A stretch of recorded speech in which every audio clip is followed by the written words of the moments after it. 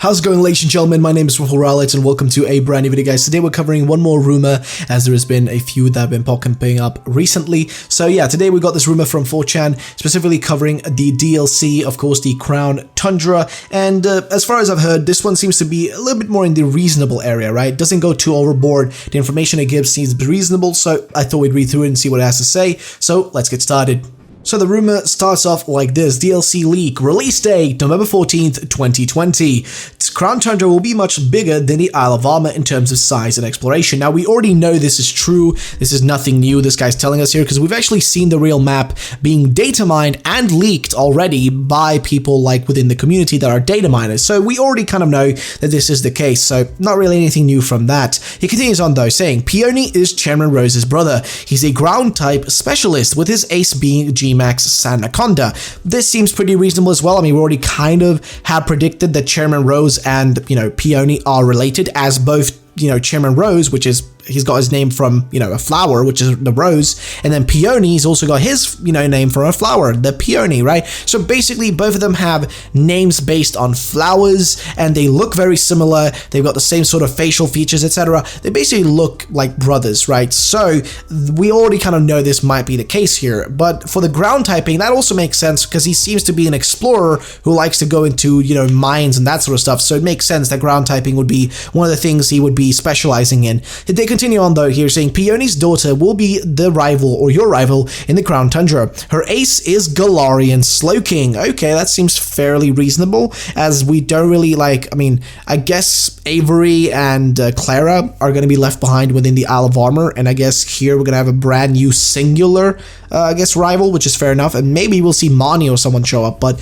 who knows. They continue on though. The Crown Tundra is separated in 4 chapters. We already know this from the data mine. A legendary tree of Legendary 3 focuses on the Galarian legendary birds, which again seems reasonable. So that's the first one. The Terrible Titans Lurking Locked Away focuses on Regirock, Regice, Registeel, Regieleki, and Regidrago. There will also be a Gmax form of Regigigas, which that would be pretty cool, because we haven't seen anything of that being mentioned, but it'd be really cool if they kind of make you catch all these other ones to eventually get your hands on a Regigigas deck in Gmax, which would be really, really incredible, and I'd love that. Now, they point out here, the next one here is they came from the Ultra Beyond, focuses on the Ultra Beast, which makes sense. It's totally reasonable. I mean, why would they call it they came from the Ultra Beyond if not for that reason? Then the next one here is the Sacred Bonds of Sovereign and Steed, focuses on Calyrex and 2 new horse Pokemon that are version exclusives, which is fair enough. Now, the 2 new Regis and the Galar birds won't be shiny locked. Calyrex and the 2 horses are, however. So that seems fair enough. I mean, I would prefer if all the Pokemon were not shiny locked, right? So you can catch them in shiny, all of them. But if at least we can get the Regis and the Galarian birds as shiny, that would be awesome. Too bad about Calyrex and whatever those other legendaries are. According to this, it's 2 horse Pokemon, but we'll have to wait and see.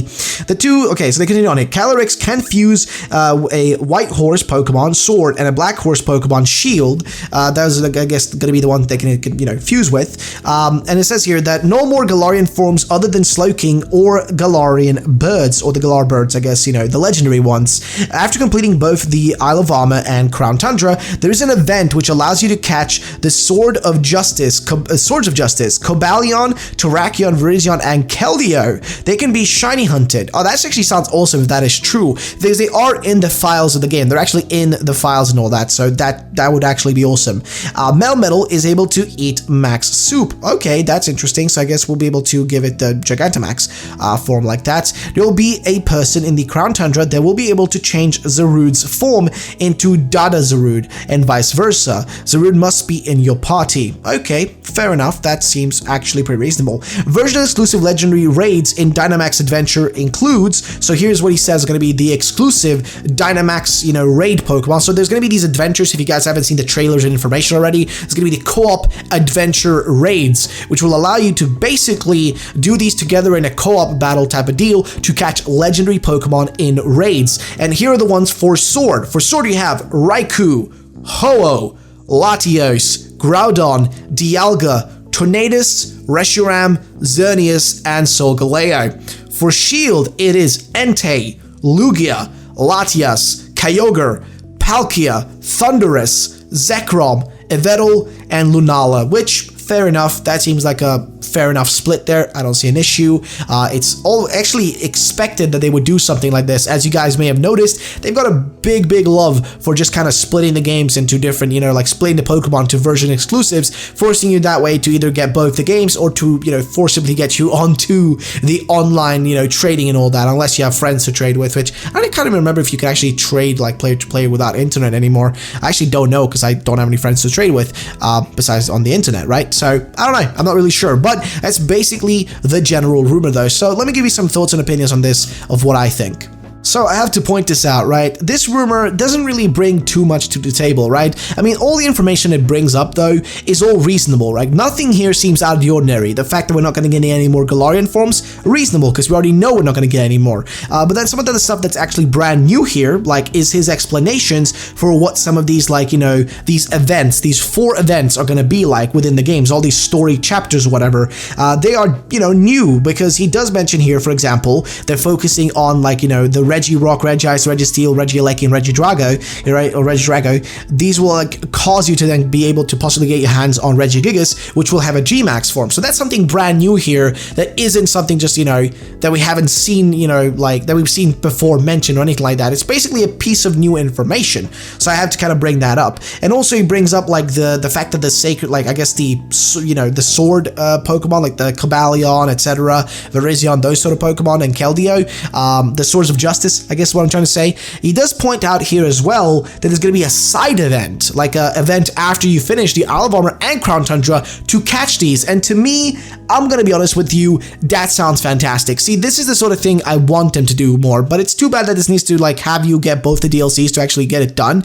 But like, this is the sort of stuff I want to see in the Pokemon games, like a post game where you can go and catch legendaries that aren't like part of like the base stuff you're playing, but like some extra things from the side that aren't instantly told to you. Like, I do like that, and if this is actually true and this is what they do, I will be very excited, because honestly, man, I am highly on board for the possibility, like whatever slim chance it is, the possibility of having this extra event to catch these legendaries instead of just having to trade them over through Pokemon Home. I'd love to actually catch them in Sword and Shield, because that to me is far more fun, you know, just of a thing to do. I mean, of course, I like trading over Pokemon that I've had for a long time, but also do like having events in Pokemon games and going out there to catch them. So that's basically the general gist of that. So that is it for today, ladies and gentlemen. I hope you did enjoy the video. If you did, then drop a like down below. And yeah, subscribe for more videos, whether it be rumors or top 10s or secrets and Easter eggs in Pokemon. I cover all that on this channel. So if you are a fan of those sort of things, then feel free to subscribe to stay tuned for more information. Also, thank you so much for watching again. I really appreciate it, guys. Drop a like down below, and I will see you all in the next one. Bye-bye.